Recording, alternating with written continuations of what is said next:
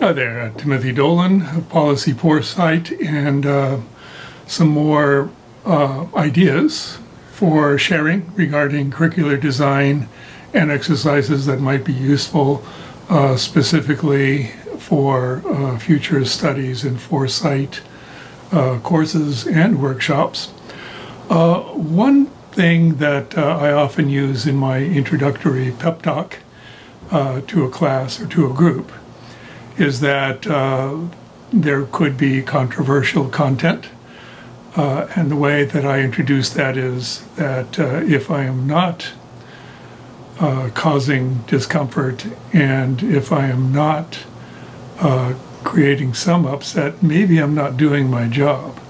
Of course, you say this in well-modulated tones and with a smile on your face.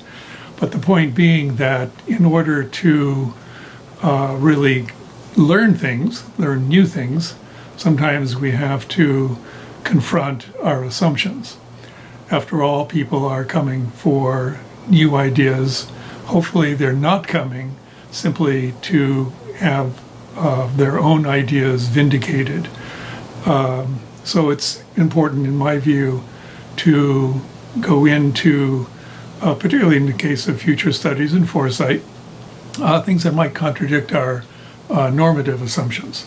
So I have to give some credit, of course, to my mentor, Dr. Jim Dater, in a course that I took with him, one of a few. He had an exercise in which, in order to confront some long-held, so we'll call them beliefs, he would set some very provocative little phrases out for people to write on or to give examples of, specifically one being, rape is not a crime. Discuss. You could see where that might cause a certain, call it reaction, but when you start to actually think and work through the term and the practice and alternatives, you come up with things like, rape is not a crime when it is a plant. There is something called rape. It's a grass. We have softened the term. We use the alternative in regards to the oil that it produces. We call it canola oil. Canola oil is from a rape seed. So these are things you can do that can create a little bit of shock, but I think also provide some space for creativity.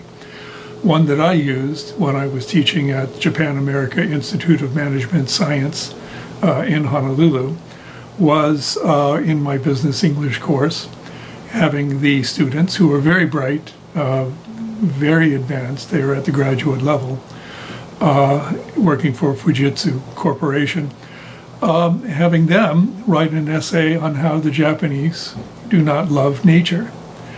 This is a long-held belief. It's almost taken as an article of faith. But in fact, having lived in Japan, I know that there's no way in the world you can take any photo with a wide-angle lens and not get a power plant, a commercial sign, or other artifact from human settlement almost anywhere in the country. And add to that the fact that my favorite example being the bonsai. What you're in fact doing with a bonsai tree is torturing the poor thing. You are shaping it and twisting it to a presumed cultural aesthetic. You're not doing something natural when you are binding the limbs of a tree in order to miniaturize it and turn it into a shape that you would consider pleasing. So, these are things that I think are worth discussing, and I leave it to you to maybe come up with your own provocative little statements for discussion or for short essay or whatever. But I think it's an important area to get into. I think with a professional audience and with graduate students, it's a good way to go. So I just wanted to kind of toss that out.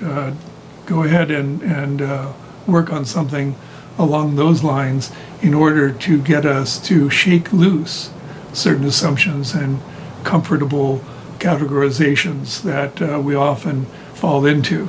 again, for me, in the field of future studies and foresight, it's a natural, call it. So consider that. And with that, I'm going to sign off for now. Thank you.